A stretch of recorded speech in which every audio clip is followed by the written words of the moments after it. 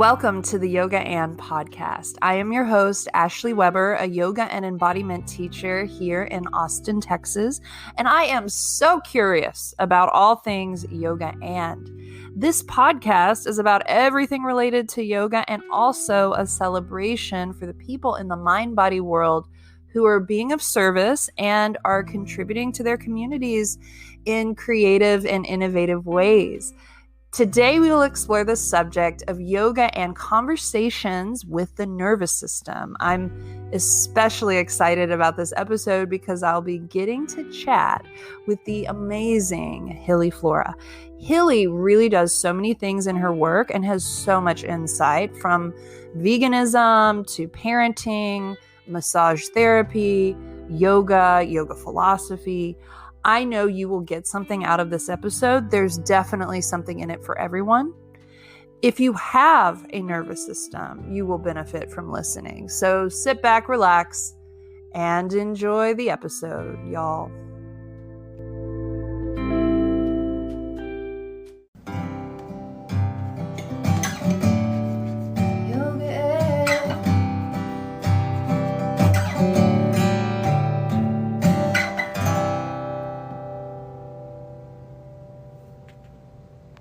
Joining us on today's episode is yoga teacher, vegan author, body worker, birth worker, and mother, Hilly Flora. Hi. How are you today, Hilly? I'm great, thank you. How are you? I'm doing well. I'm so happy you're on the show. Me too. This is really exciting. It's my first ever podcast, so I feel honored and super grateful. Well, I'm honored, and I'm really excited you're here. Would you like to introduce yourself a little bit more? Tell us who you are, what you're about. Sure. So I'm Hilly Flora. I've been teaching yoga for about 15 years. And then I've been doing manual therapy bodywork for about 7.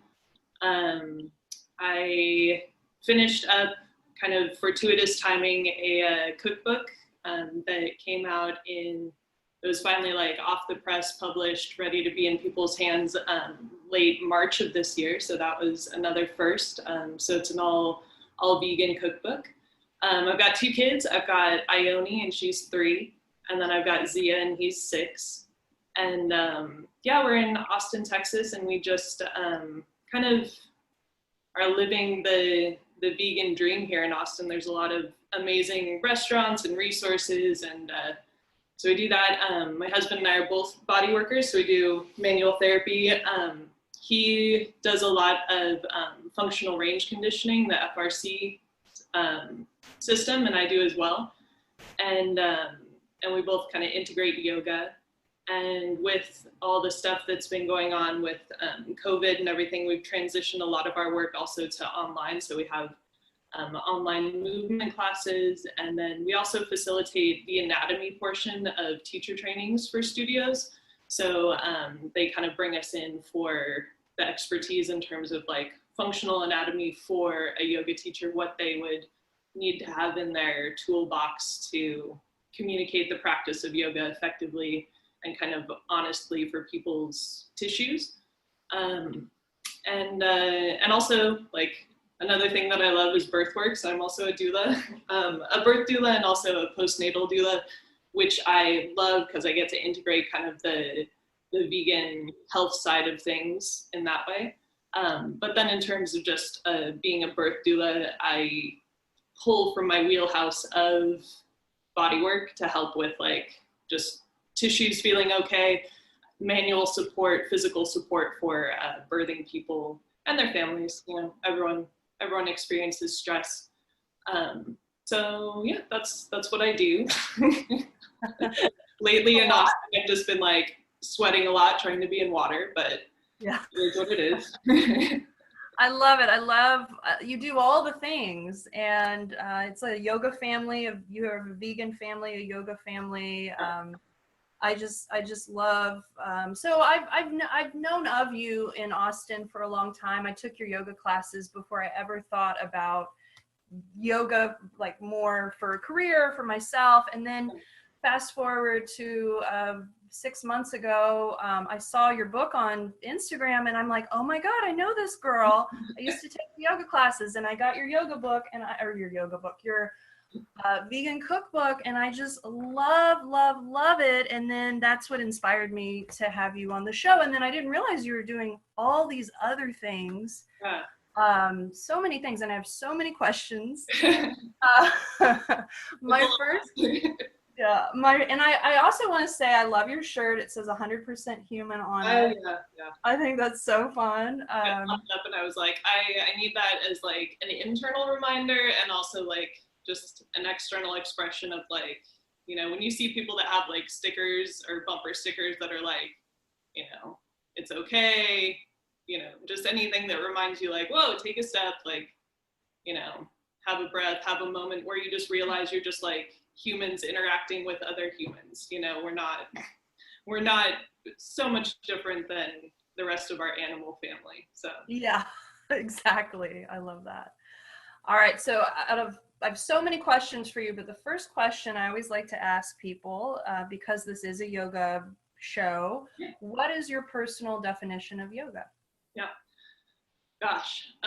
So I've had a long time to think about this. So yoga to me, so over the course of what I would consider like my practice of yoga, I've really come to a lot of different kind of headwaters of what I think yoga is for me. In the beginning, when I started practicing yoga, I started in college. And for me, it was really just a way to kind of add the physical practice to the philosophical practice that I was already kind of deeply entrenched in for my major, which was in philosophy. And I chose to kind of piece off of the major philosophy major in college into kind of Eastern philosophical thought. So I was already reading the Bhagavad Gita. I was already kind of experiencing the idea of the 8 limbs of yoga. And then I started doing the physical practice of yoga, and it just kind of like tied everything together. At the time, I was also like a pretty heavy smoker. I was bartending. It wasn't like a lifestyle per se, but it was kind of like, okay, this is something that I can start to like add little bits of to my life that make me feel like, okay, I can handle like these upset customers, or I can, you know, it just gave me more like internal integrity. And then after college, it was kind of like, am I going to go to grad school? Am I going to do something else? I was super burnt out on writing and like academic writing. And so I decided to kind of veer off what I would have considered my normal course and go for a teacher training. So I did that right after college graduation. And after that course and the studio that I did my training at was very like Iyengar inspired. So it really took what I knew of yoga and kind of like flipped it into a much more like medicinal, like, oh, okay, like these particular things that we do in yoga can really access and help you understand certain parts of yourself more. So I took that, and at the time I was also like kind of into pushing back against traditional yoga, still am, but it was kind of like, I was like, you know what, I want to do yoga to like the Shins or MGMT or just different music. Like I didn't feel called to necessarily the traditional kind of optics of yoga. That would come later. It's maybe just that I grew up, who knows. But at the time when I first started teaching, I was like, yeah, I really want to just like do it as a piece of my life that doesn't have to be this like quiet, sacred thing apart from the rest of my personality. So I started teaching a more vinyasa style, I would say. And through that, got into Ashtanga and got really good at Ashtanga, but got less good at being a human body. So I got really, really proficient at, you know, forward folding and stretching and doing all this stuff. But then, you know, it would be difficult for me to go on a run or do something else that I really enjoyed, but wasn't directly dedicated to doing the specific practice of Ashtanga. And that kind of set off a light bulb. I was like, you know what, like I'm more than just a body that does these shapes and can look like it's different to look like you're doing something and to actually feel direct benefit from it. At that time when I was kind of shifting focus from that, I also got into body work.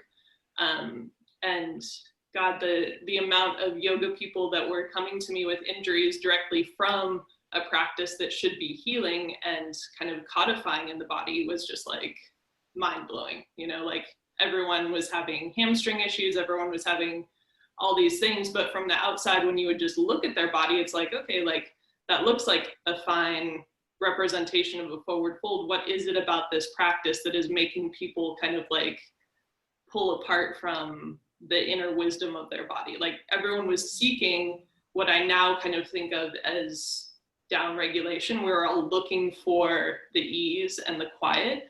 But by doing it through kind of repetitive motions without integrating the tissue, we were like hurting ourselves trying to get someplace, get to a place of non-hurt. We were like inflicting himsa or like pain on ourselves. So now what I think of, so that was a really long answer. What I think of as yoga is it's a discipline for kind of self-regulation. And you can do it through asana, you can do it through pranayama, pratyahara, like the whole, you can do it through like Kriya yoga. But what it is it's a toolbox of being able to care for and regulate yourself so that you can show up as your full self.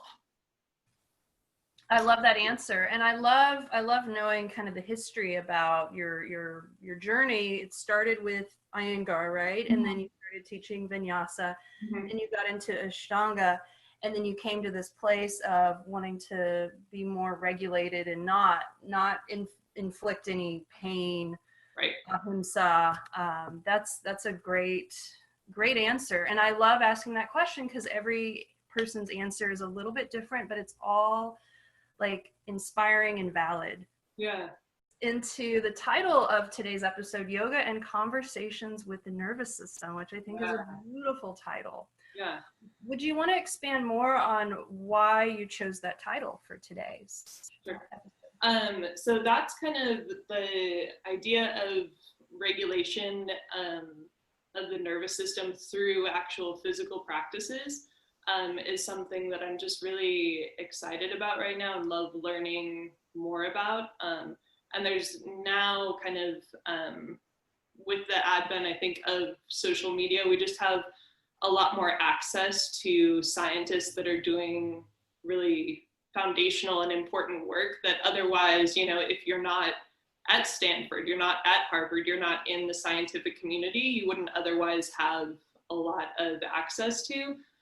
So now it's like, you know, we have access to the head of neurobiology at Stanford, and he's just posting videos letting us know like these different scientifically proven ways that we can kind of like better our understanding of ourselves. So that's kind of been really inspiring for me. So that's why what I try to kind of lean toward in everything really. It's like I realized that through regulating myself, and learning more about it, I can help people do it for themselves. I'm a better mom. If I'm self-regulated, I can teach my little people how to do that for themselves, you know? So it's like, it really just kind of brought in all the things that yoga did most of the way for me, but now I just have a new language for it. And I realized that we're just very much like through our endocrine and our neurobiology, like that's the driver of us, you know? It's like, if your hormones are out of whack, then everything is off. So, and I knew that to some extent after being like a postpartum person, you can just feel such a shift and difference when your hormones are actually like different from your, say, like neutral point. So like postpartum, just the spike and then the huge plateau of estrogen, really like I felt immediate like mental and emotional effects from it. And I was like, whoa, this is like not totally under my control. Like it's in me, but it's not under my control. How is this happening? So finding different kind of, I hate the word hacks, but like finding different ways that you can use your neurobiology to help you function better. And then also having herbal allies like tinctures and things like that, and having people in kind of the holistic health community that are working toward that. Like I love Dr. Aviva Ram.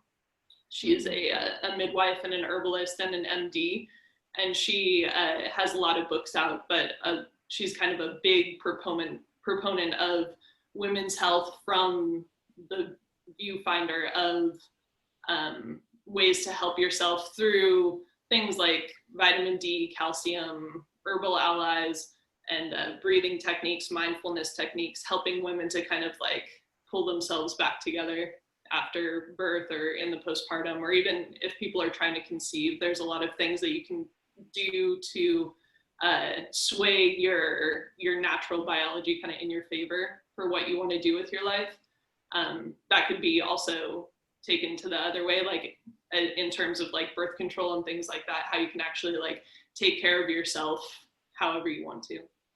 Oh, wow. So when you became a doula, was that before kids, before yoga, after learning yoga? Yeah. So I actually didn't necessarily know that I wanted to be a doula. What I was looking for was kind of a practical way to understand better what was going to happen during birth.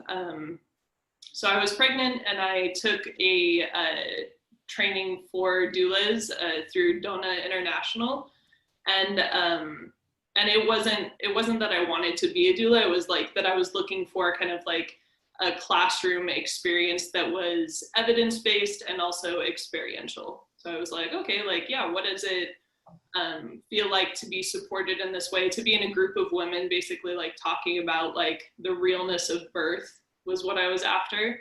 And so I really enjoyed the training, and then I had my son and I had him at home, and it was a long birth. I wouldn't change it for anything, but it was definitely the hardest thing I've ever done in my life.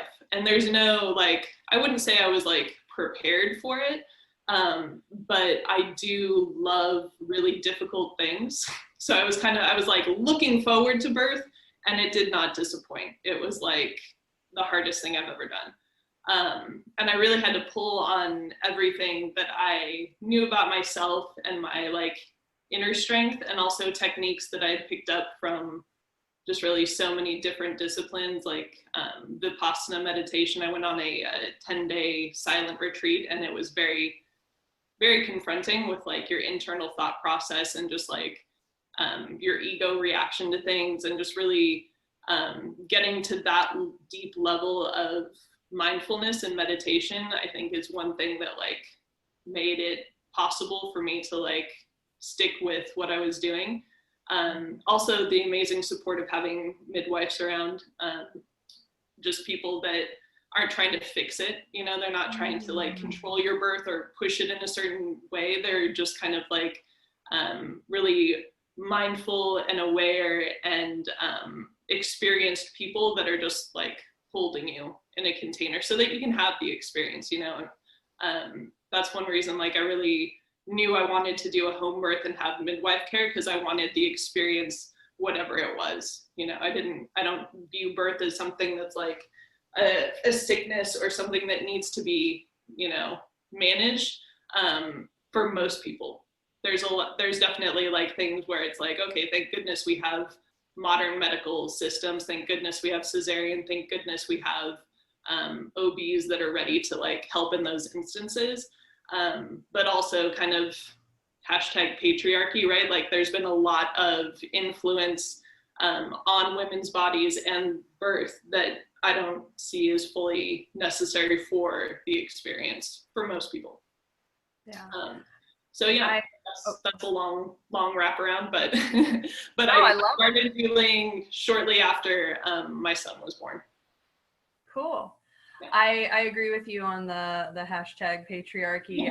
I'm a pre prenatal yoga teacher, and in the training, like, you just learn like, not having had birth, but you learn about birth, and it's kind of a messed up situation the way it's all set up. So yeah, I understand what you mean by that.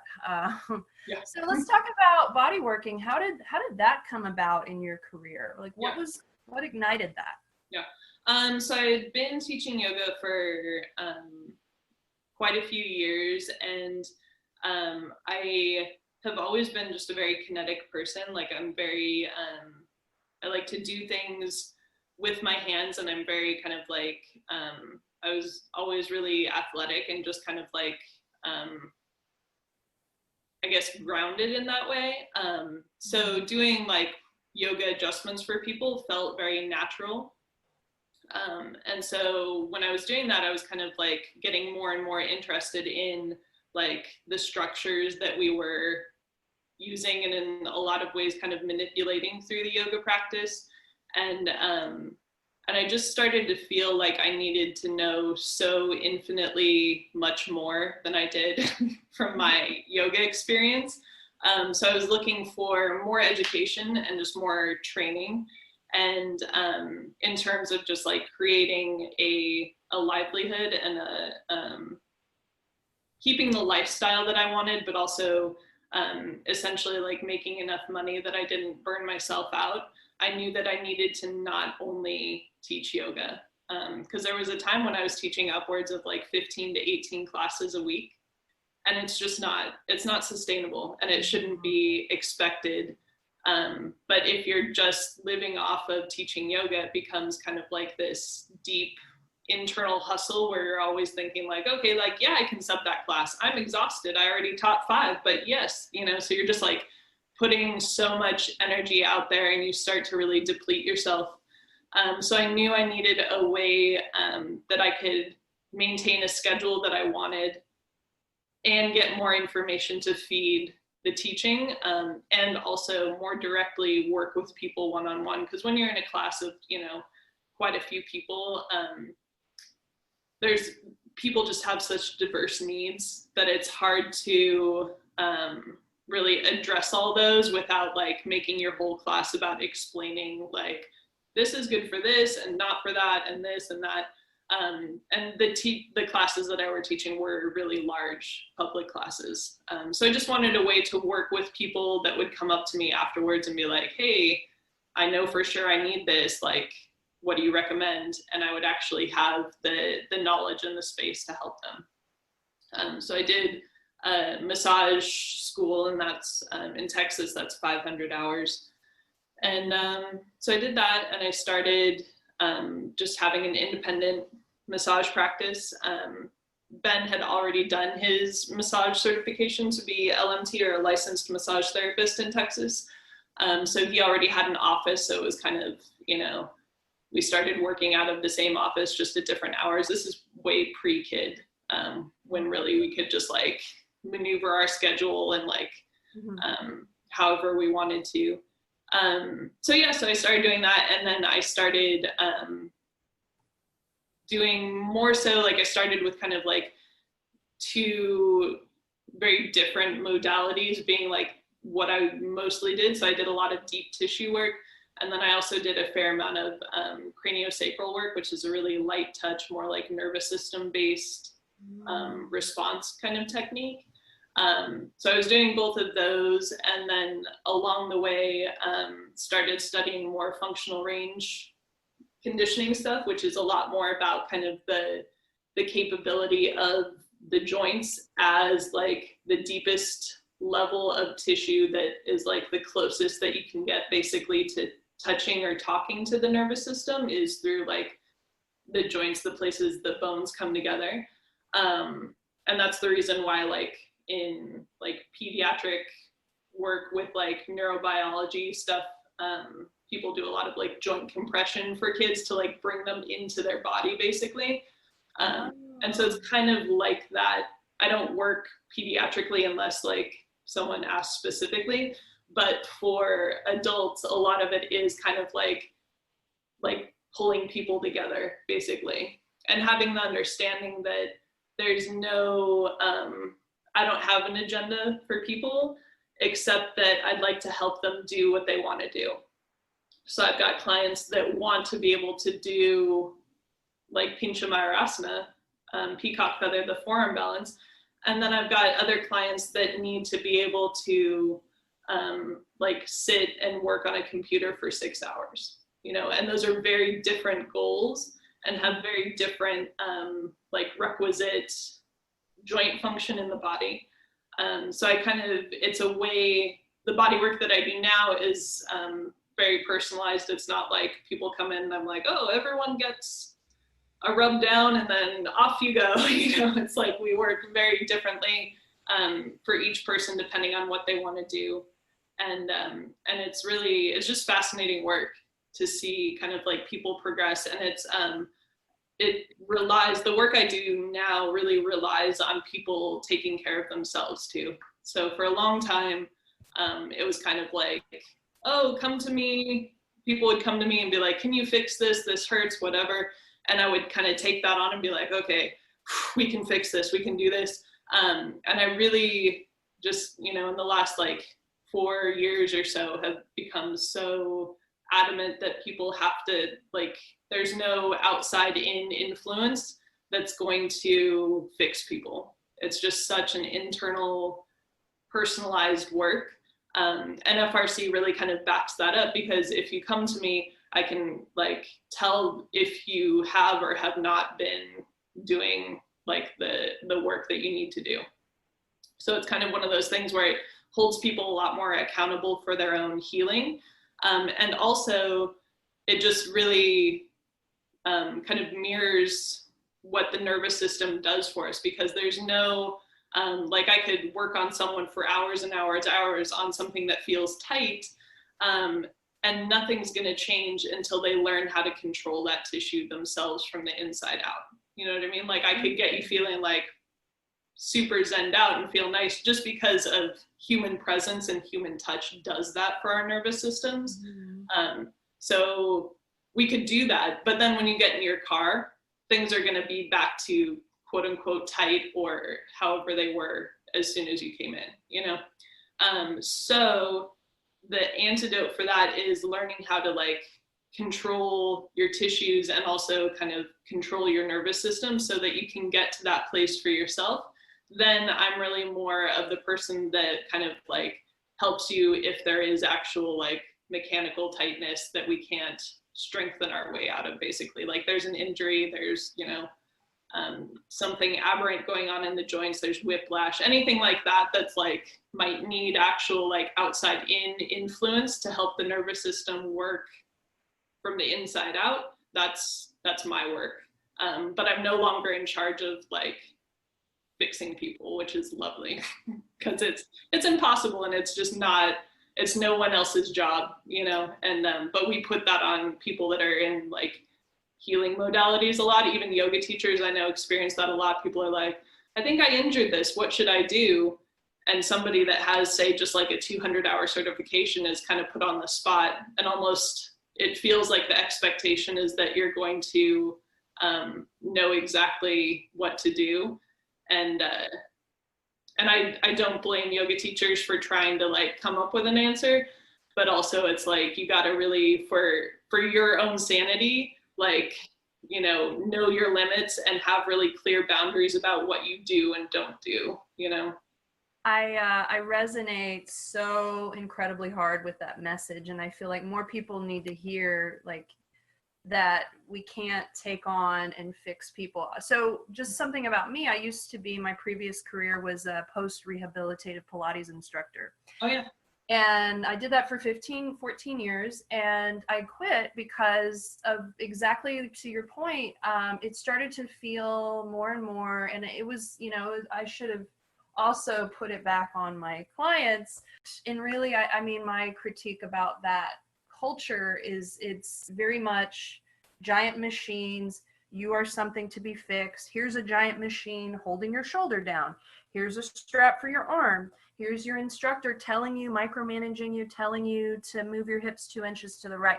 Like it's embedded in the culture, in my, so it's just very freeing and liberating, your message of holding your clients accountable. Like they have to take, and it goes back to the nervous system. And that's my critique. Yeah. About Pilates. It never addressed the nervous system, and that was the root. All these people had these injuries that they wanted to be rehabilitated for on the Pilates equipment system. And so actually I got into teaching yoga because I'm so passionate about that piece for healing. And so anyway, I just wanted to say I really get that message, and I love that you're saying that. I think too, it's like, just like you were saying, it's, there's no big machine that's going to fix you. And like even viewing your therapist or your yoga teacher as that machine too, it's like there's no amount of like external pressure. People, that's another thing that kind of, whenever I'm working on people, there's this expectation that it's either going to really, usually that it's really going to hurt, that they've got something going on with them and they need enough pressure that it hurts to fix it.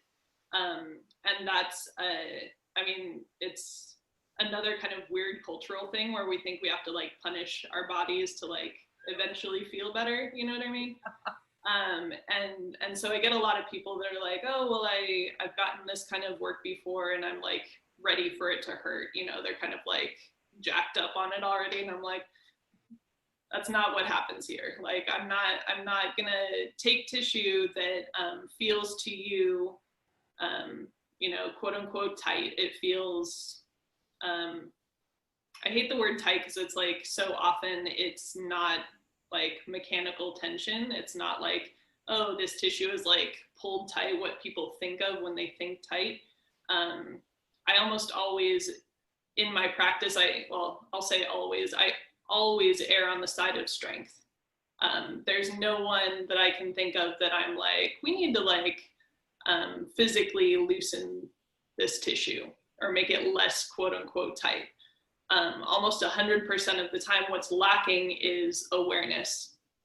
And as soon as you have that awareness in the tissue, then your nervous system doesn't throw up flags and say, I'm tight, I'm weak, I need a hug. It just says like, this isn't right. Something in your body is not right.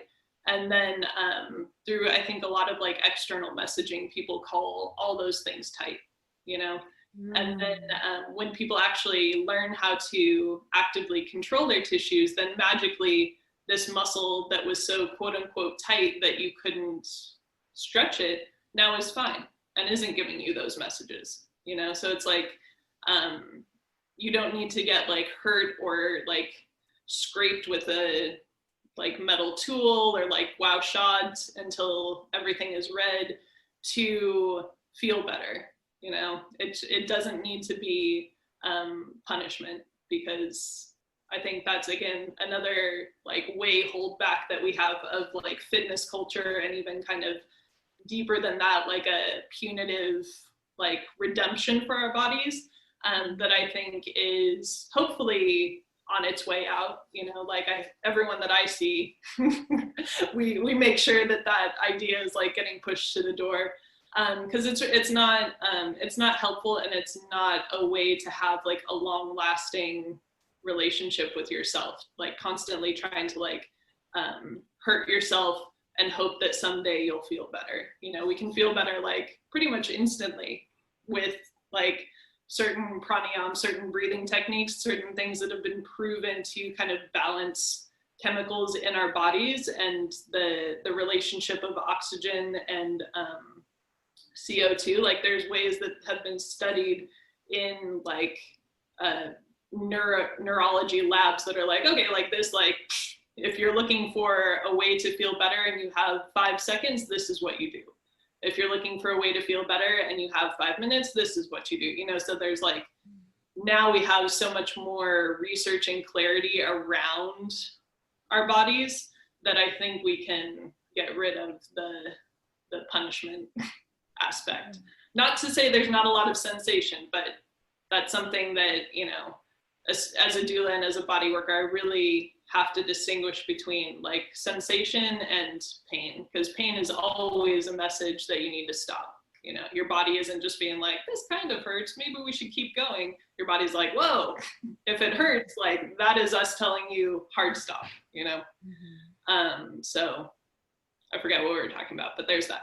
No, I love it. I love how you make a distinction with the quote unquote word tight. And I've totally never realized, but you're right. Like it probably isn't the best word for what's actually happening. And so I love how you highlight that. Let's talk about your cookbook. I want to know, how did your cookbook come about? And then also follow-up question, how did you become vegan? Oh yeah.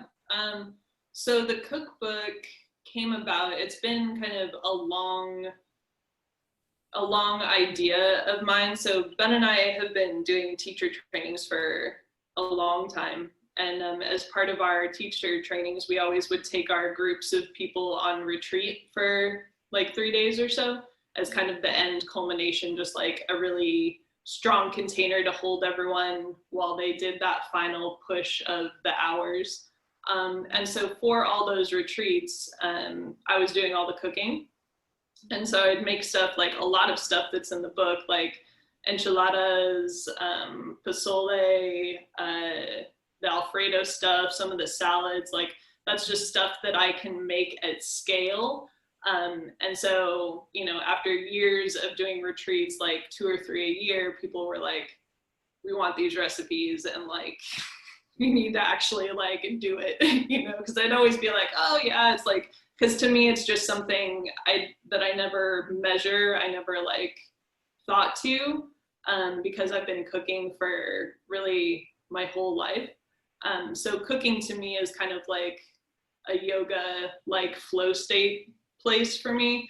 It's like, it's productive and gives nourishment, but it also just like is a thing that I do for myself that like feeds me just through the creative process of it. So it's something that I love to do for myself, just because it's like, you know, kind of like an art form for me. Like I just need to do it to have that creative outlet. And then also it just so happens to like be productive in that my family gets fed, which is awesome. And I know not everyone feels like that. Like I'm not saying like that's for everyone, but that's just what it is for me. And I think everyone has those states. Like some people find it riding a bike, some people find it painting, you know, it's like we all have those very like deeply human connections to things that internally feed us. And for me, it just happened to be cooking. And so fast forward to, let's see, the actual process, I want to say it was about a full like 8, 9 months of actually like deeply working. Like I did all the photos myself, and I wrote all the recipes, except for the cover photo. That's a really super talented friend that like is a professional photographer, and he helped me with that. But the like all the food photography in it, with the exception of like 1 or 2 photos, are all mine.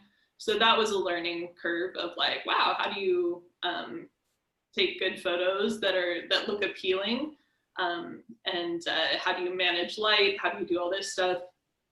But then the layout and the nitty gritty editing, a really dear to me person did that. And without her expertise, like this book would not exist. So shout out to Rachel, you are everything and more. So this book was really like an effort between 2 people, me and Rachel. And if she hadn't like really taken the reins on like the InDesign and stuff like that, like that's something that I'm very not good at, you know. She's in production for films and documentaries. So she like, that is her wheelhouse flow state thing, is to like do that kind of visual editing work. So you got to find your people that can pick up where you lack, you know. But so we had been vegetarian for quite a while before moving to Austin. So that was like, I think I decided to like fully be vegetarian. Gosh, that was, I guess, like 13 years ago now.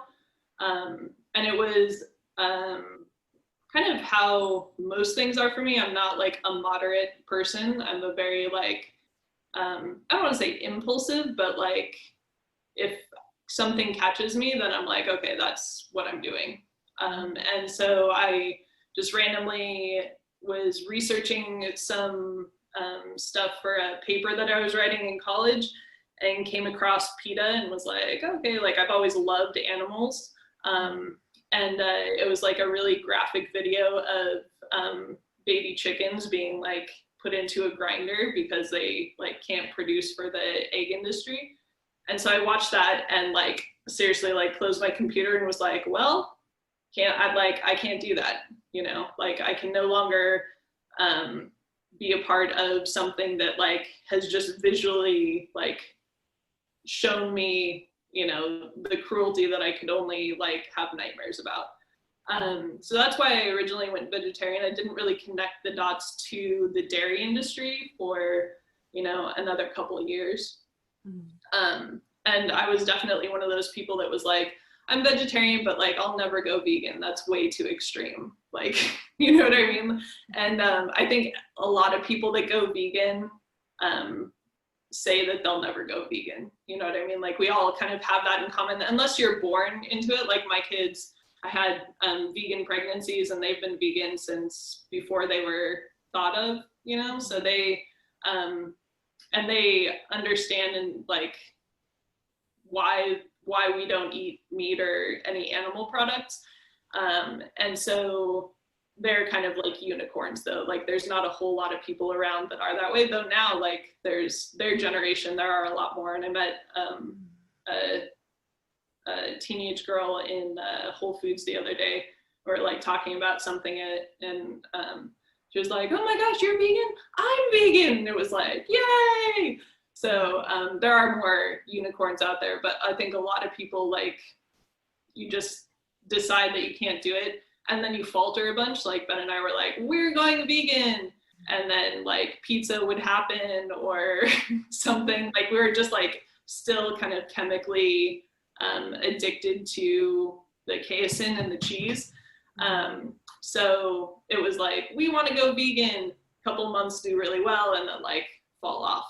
But eventually it just kind of stuck. And now there's so many like ridiculously good plant-based options. Like when we went vegetarian, it was like rough in the streets. Like you had to, you know, make your own veggie burger from a dry mix, and it wasn't super good. There wasn't a lot of stuff at restaurants, you know. It was like you can always get by with like more ethnically diverse restaurants. So you go to like a Thai restaurant or an Indian restaurant, there's always going to be something really awesome that you can have. But there wasn't like the kind of like American junk food vegan stuff that there is now, which is like delicious. It's like, oh my gosh, I can't even, you know. So that's like, so basically we went vegetarian and then took a longer to go vegan. But then once we did, it was kind of like immediately just feeling so good in terms of like our digestion and just energy levels. And so it finally stuck. And yeah, and I had to do a lot of adjustment to cooking because I had been cooking for, you know, forever. And but I grew up eating like really meat heavy. So going first vegetarian was a big like big adjustment. And then going vegan wasn't such a huge adjustment because it was just, at first it was kind of like, okay, we'll just not have cheese, because there was like Daya had been around for maybe like 6 months or so, and it was kind of like, it was okay. It was like their first try, you know, it was okay. Now their products, I mean, there's like so many vegan cheeses out there that are just like amazing. But so I started making a lot of my own stuff. So I'd make like the ricotta for like the lasagna and stuff out of tofu. And just through like fine tuning it for kind of like the unctuous like taste and feel of cheese, and figuring out how to make that out of a plant source was something that I really enjoyed. And then after you do something for long enough, you just get good at it, you know? So it's really just repetition, and looking for kind of like the taste of things. That's really, I think, one of my strengths is I have pretty potent like sense memories of things. So in terms of like taste and texture, I'm like, okay, that's like almost there, but not quite. And then I have the tools to like take it all the way. So that's how the book came about, that it needed to happen. I'd been promising that I would do it, and I finally just like did it. And it was, you know, I didn't have the luxury of like taking all the photos at once or anything like that. Like it was basically like I would make dinner and plate it nicely and like fend off the kids while I took a picture of it, and then they would eat it, you know? So it was a really kind of like organic, I just like fit it into my day throughout a couple months, and there it is. I love this book. I love the pictures. I'm very impressed that you took a majority of these pictures. I also love how the recipes themselves are very affordable, accessible. Was that intentional, or what was the thought behind that? Yeah. I mean, they're definitely affordable because we don't make a lot of money. You know what I mean? It's like it's just directly from experience, and kind of like having that, like I don't come from any kind of wealth at all, so it was like always the idea of like, how can you use what you have? How can you kind of like capitalize on like what you have in the pantry? How can you transform like the end of a fridge into a meal? So it's just really very much like this. All the things in this book are on just constant rotation in our house, you know, and I try to just make it as accessible as possible, because I think I want to inspire as many people to adopt a vegan and plant-based lifestyle, because I think that like our conscious awareness oftentimes just has to follow action. You know what I mean? Like we can think like, oh, like I'm very like compassionate and I love animals. Like, I mean, I thought I loved animals when I was eating them 2-3 times a day. You know what I mean? And like I could see a baby cow and be like, oh my gosh, baby cow. But then I was still eating like cow flesh, you know? And it was like just this huge disconnect that I wasn't even completely aware of until I stopped and reaffirmed my action to be a more compassionate, just physical existence.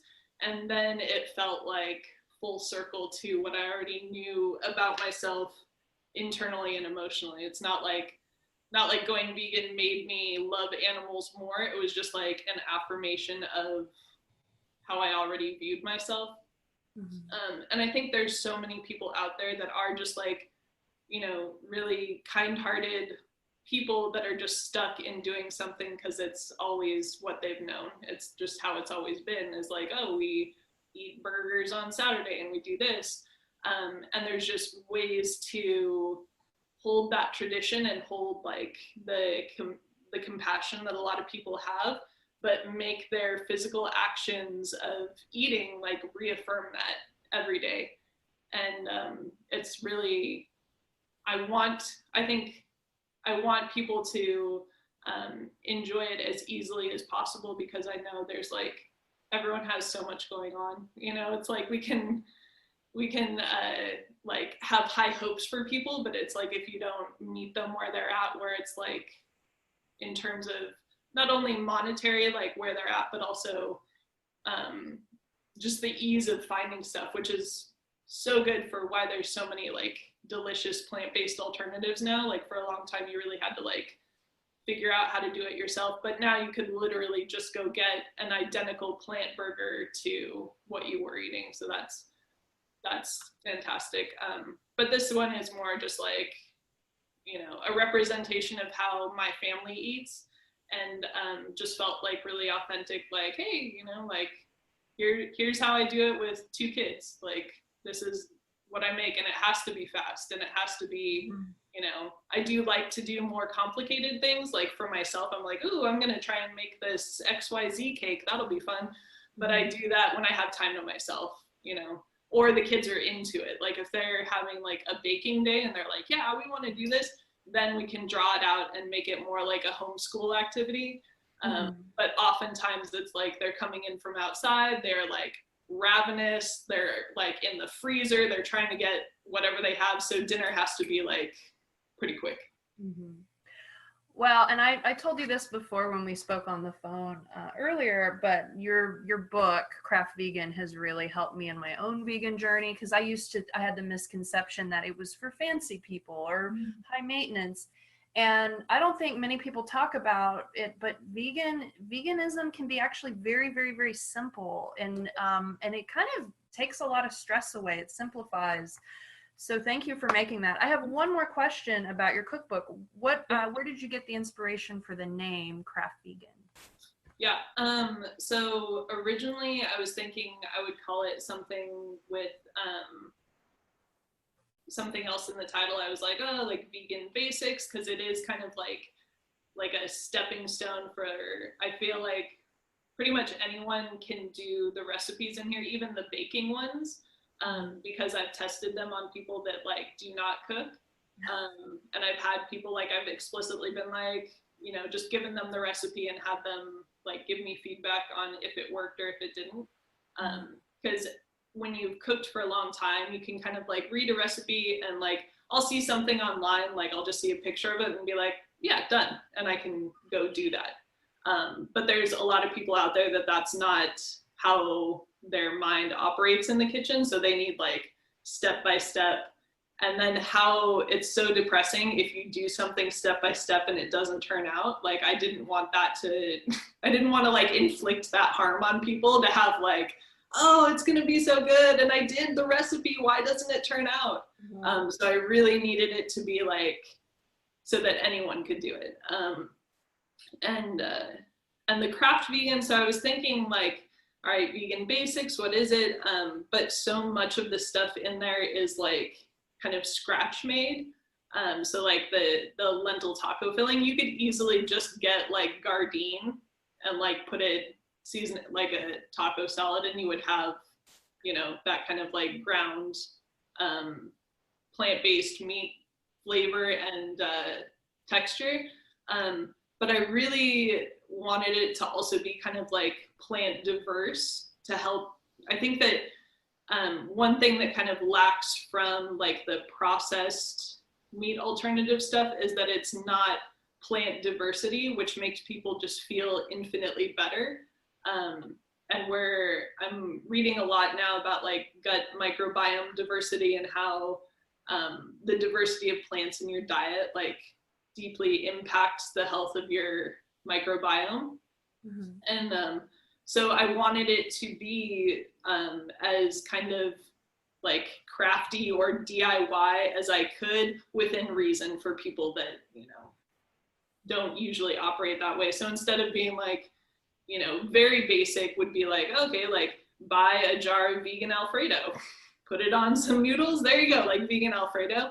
But I wanted it to be kind of like actionable and also kind of like personable for people, where it's like, wow, I made this, because that, I think that's a part of our humanness that's really important to feeling good, is like not just like eating a good diversity of plants, but like doing it, so it's like just little actionable ways that we can kind of like regulate ourselves. And for me, I know that eating well and making stuff are like, that feeds me. So I wanted to share that. And then the craft idea, I was just like, my kids love crafts. Like there's beads and Legos, and just like, they're very hands-on crafty kids. Also in the kitchen, they cook with me a lot. And they love to like be using their hands. So I was like, oh, like we're just always crafting stuff in this house. So it just kind of, it felt right. And I checked on it with my editor and she was like, yes, do that. I was like, okay, there's the title. Yeah, it's a great name.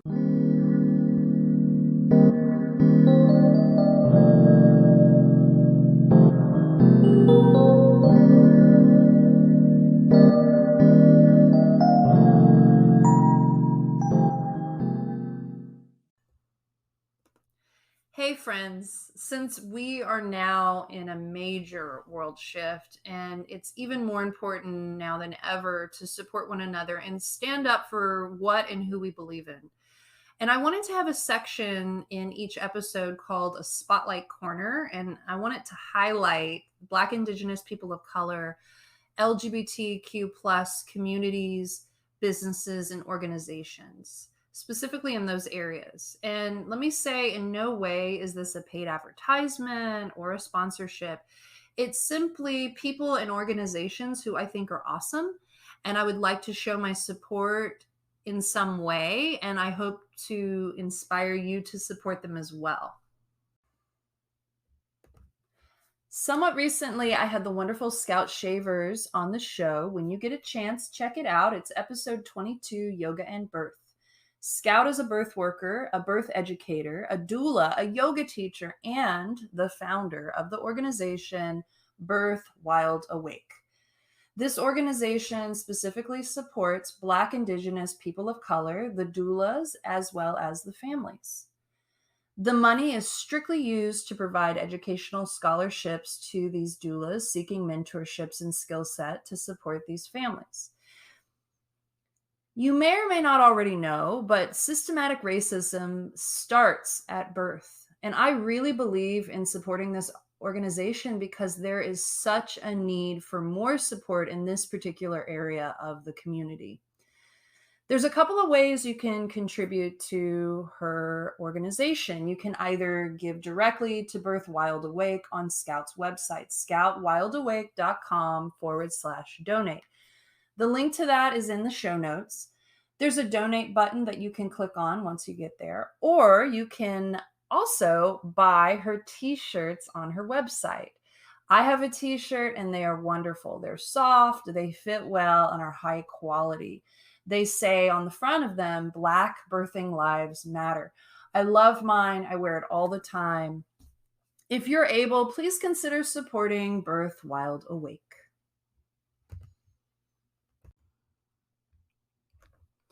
Oh my goddess, you guys, I am a podcaster now. And if I would have known that making my own podcast was this easy, I would have started so much sooner. So take this as your official invite for Anchor. I use it for my podcast because it's the easiest way to make a podcast and it's free. Yes, free. There's creation tools that allow you to record and edit your podcast right from your phone or your computer. So easy. Anchor will distribute your podcast for you to all the major platforms, Spotify, Apple Podcasts, and many more. This has been by far my favorite hobby. And did you know you can also make money from your podcast with no minimum listenership? Anchor is everything you need to make your podcast right at your fingertips. We all have a story and something to share with the world. If you're curious about the medium of podcasting, I totally encourage you to download the free Anchor app or go to anchor.fm to get started. Anchor is spelled ANCHOR. How does your professional life inform your personal life? Yeah. A lot. It's like, it's a whole, yeah, it's really, so I knew, it's difficult for me to work for other people. I've done it a lot. So I've been, in the service industry a lot. And I've taught yoga for, a long time for like colleges, and I taught for UT and I've taught for UNM. And while I was still teaching yoga, it was like under the guise of teaching for like a large institution that had for good reason, I think, like expectations of what my output would be in a way. So it's like, oh, like you have to have a certain amount of people in a class and you have to do this, and like you have to make sure that, you know, you file these papers correctly.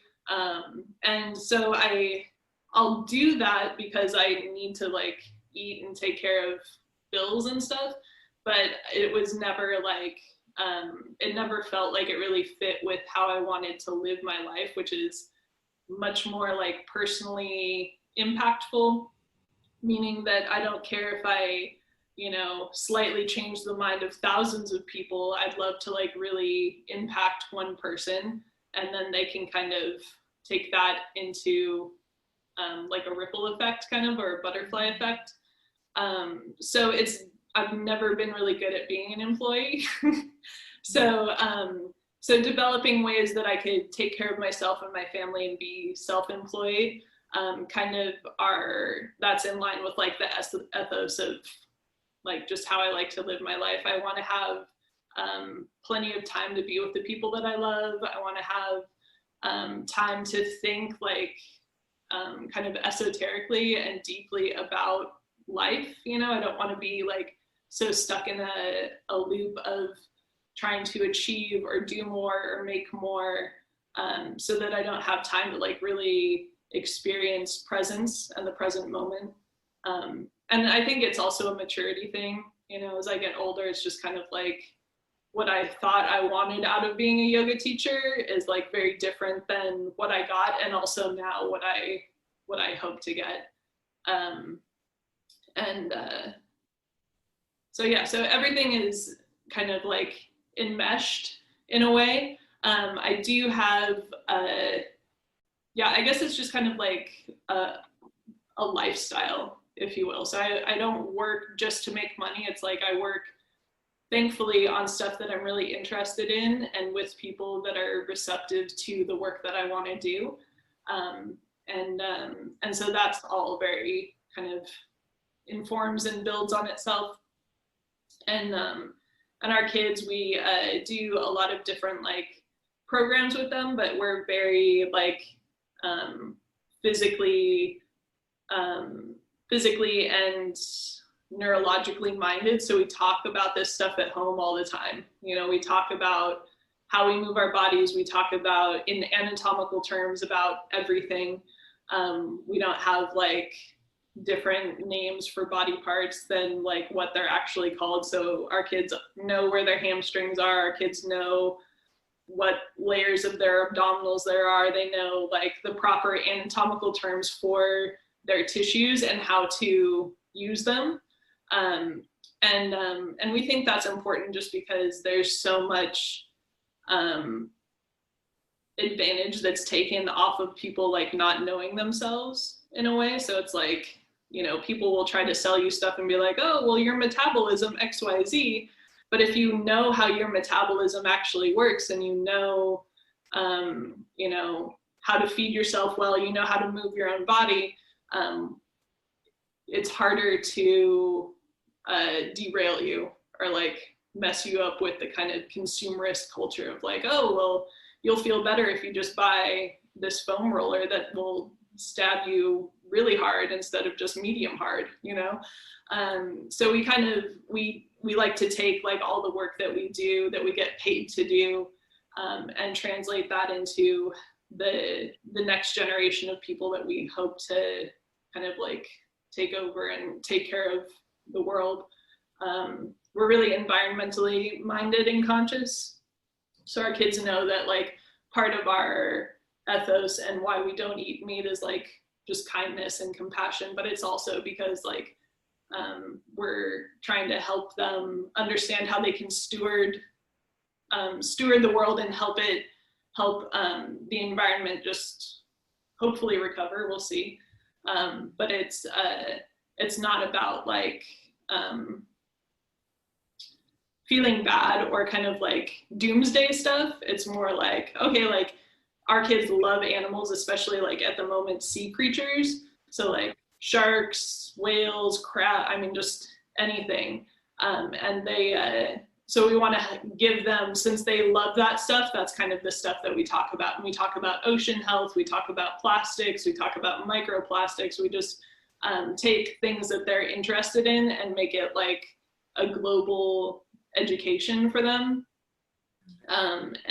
So they're homeschooled because we do it at home, but it's also kind of like unschooling. And then they have different, I guess, like experts or teachers that they go to for certain things. So neither of us plays piano, but our son like wanted to play piano. My mom is a violist, and so we were like, oh yeah, like music, like it's just important to have that. If that wants to be expressed, like we want him to be able to express that. So we found, you know, a piano teacher, because we don't teach piano, but we do teach movement. And so our house is like a permanent jungle gym. You know, we have stall bars, we have hanging rings, we have, you know, stuff to jump off of, stuff to climb on, stuff to go under. And we have organized our house so we can like move everything out. So we just have a big open space, like, so we configure our lives and our house to like match what we know to be true about the body and like how movement wants to happen. So they get a lot of our expertise in terms of just like even how our house is laid out, I guess. So it's all one thing. Like I do have work, I do have office hours, but then also, you know, I care about that stuff enough that I have a table with wheels. Oh. That's so cool. How do you personally reset? So I do like, I'm definitely fed by creation. Like I love to just make stuff. So visual art, I love to like doodle or draw, just even tiny little things.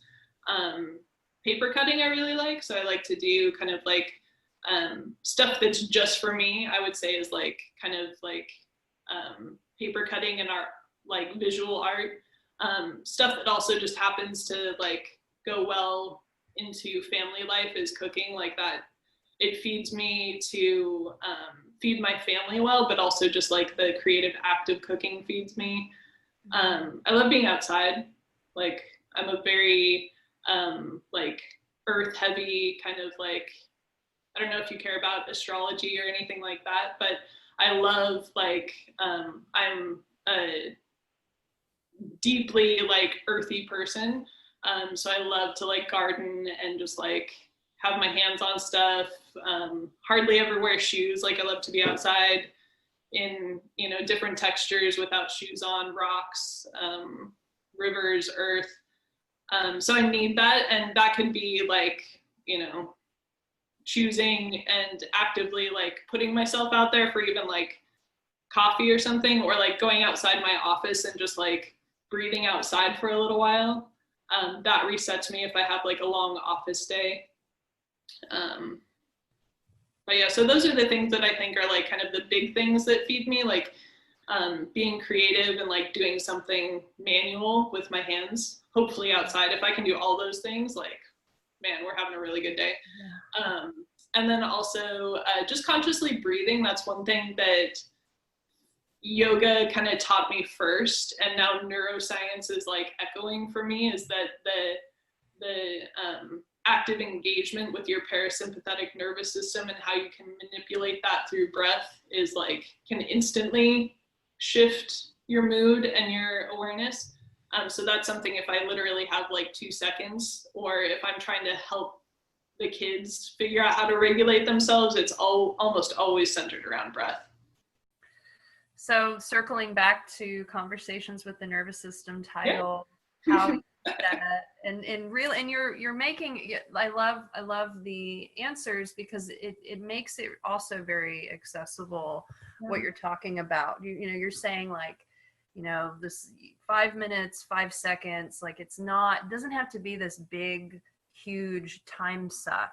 Yeah. Which I really appreciate. I think that's another like construct that sells us stuff. Like, So I'm pretty wary of like the capitalist consumerist idea, especially in terms of like relationship to our bodies and how we function or take care of ourselves. I think it's like such a vulnerable thing for people, and it's really angering that it's so taken advantage of because it is a vulnerability. You know, it like makes me just like have really hard feelings towards usually corporations, but you know, it's one of those things where we're so we are just like, we have bodies, you know, so we are embodied, you know, we don't have to be like, oh, I need like all these different like inputs to like have myself. Like we always have this self, and there's stuff that we can do with this self that will make us feel better, that doesn't rely on how much money you make, like how able-bodied you are. There's stuff that everyone could do, but it doesn't have to be this huge like, okay, my self-care takes like 2 hours and 30 seconds. You know what I mean? To feel okay, like I have to do that, because I don't want to separate like feeling good from like just myself. You know, I don't want it to have to be like, sure, I love like taking extra time, or like you know, like, oh man, if I have like 4 hours to be out on the green belt, like I will take that for sure. Mm-hmm. But that's not all the time. That's not what I have. So I want to feel good even if I'm like in the car doing stuff that I have to do. I want to feel good even if I'm having to like, you know, spur of the moment, go pick a kid up and drop them off here or whatever. So I think having those skill sets inside of yourself and not relying on kind of the wellness industry to tell you how to feel good is really important, because they will try to tell you how to feel good, and oftentimes it relies on a certain amount of like social mobility and access, and that's not something that a lot of us have. You know, even though I feel like really privileged because the wellness industry kind of like recognizes me as a person that can have wellness, right? Because I'm like white and able-bodied and a size woman, like it's kind of like assumed that wellness is for me to have, you know? And so I always like to push back against an industry that would like pull us apart in that way. So, yeah. Have you ever heard it called wealth and hellness? No, but that feels true. Yeah, I mean, it really, yeah. Yeah. What are 3 things about you people may not know and might be surprised to learn? Let's see. I am a fairly introverted, like my job and being a yoga instructor might lend people to think that I like talking in public. And that's something that I had to like develop as a skill. Like when I was in college, even like speaking in front of a class would almost always make me just like tear up. Like I'm very introverted, and like if I don't have to be talking in front of a crowd, I absolutely won't choose that. But weird that I chose to like do that as part of my job. But yeah, so on the whole, I'm pretty introverted and not like very outwardly social. I like to like kind of be quiet usually by myself. Like if I have an afternoon without the kids, I'm not gonna go somewhere like crowded and loud for sure. That doesn't feed me. So yeah, I'm pretty introverted, although I live kind of like outwardly, I guess. What else? I'm fairly impulsive with like physical decisions. So like deciding to like get a piercing or a tattoo is never like a long-term thought out thing for me. To the detriment, like some of the things that I've got on my body, I'm like, oh, well, that was, you know. I do like your sleeves. Thank you. Yeah, I've got a lot of seen and unseen tattoos. But there's definitely some that I'm like, okay, like I'll get that covered up because that was it's not who I am anymore. It's not like bad, but it's just not, I got it at a time in my life that I don't really identify with anymore. So it's like, I'll get it covered up. But yeah, on the whole, it's not like a really thought out. Yeah. Even though it's quote unquote permanent, I'm kind of like, it's as permanent as the body is permanent. So that's like, you know, hopefully 100 some years, but after that, whatever. Yeah. And then third, what's surprising about me? Okay, so even though I like love animals, I only have one cat, just one. Oh. And that's not because I don't want like a whole herd of animals. I really do. But at the moment, yeah, like having one fairly independent animal friend in our house is like, feels pretty good. But we do, before like COVID and all that stuff, we would go to animal shelter and like walk dogs and pet dogs. So I mean, if I could like hang out at a farm sanctuary for days, I totally would. And eventually I'd like to have like a rural piece of land and have like a lot more animals that I could take care of. Because caretaking is another one of those things that just kind of like serves, but also serves me. Like I don't want to say it's selfish, but like I get a lot out of like taking care of animals and taking care of kids and doing that stuff. So eventually I'd like to have like an open piece of land where we could caretake more animal friends. But at the moment we just have one kitty. Yeah.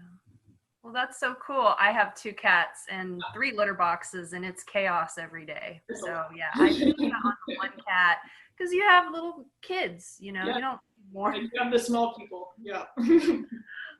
Where can people find you online? Oh yeah, so on Instagram, I'm at the Maha Project, MAHA Project _Hilly. And I'm not on Facebook anymore. I deactivated. It was just, I just couldn't. There's a lot. I think hopefully I think Facebook is on a downhill, and I hope so, because it's just gotten out of hand. So I'm not on Facebook anymore, but our website is nadiyogi, NADIYOGI.com. And then under constructions, hopefully really soon will be done, is the mahaproject.com. And that's Maha meaning great, like in Sanskrit, but also it's an acronym for movement and human awareness. So it kind of pulls together all our body work, all our nervous system stuff, all our yoga, the veganism, like it kind of encompasses all that stuff. So it's being built, Ben is building it, and it's a labor of love, but it'll be done soon. All right. And all that info will be linked down in the show notes. So you're just one click away from connecting with Hilly. Thank you so much. Yeah, thank you. On the show. I really appreciate it. It was super fun. Thank you so much. All right. Bye.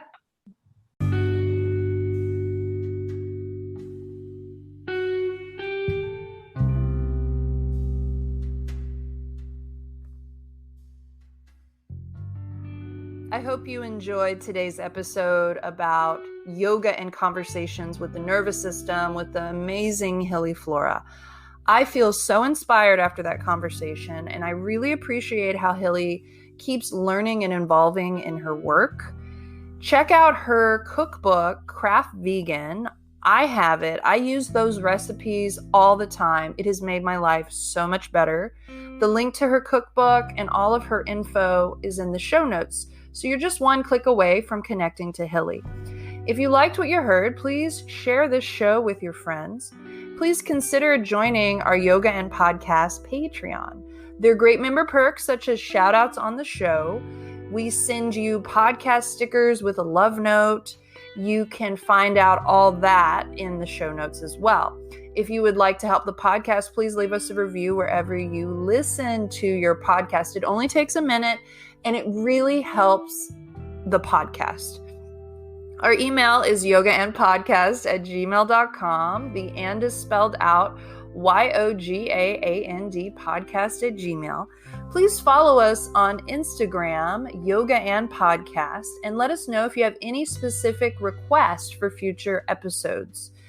We now have merch such as t-shirts, hoodies, coffee mugs.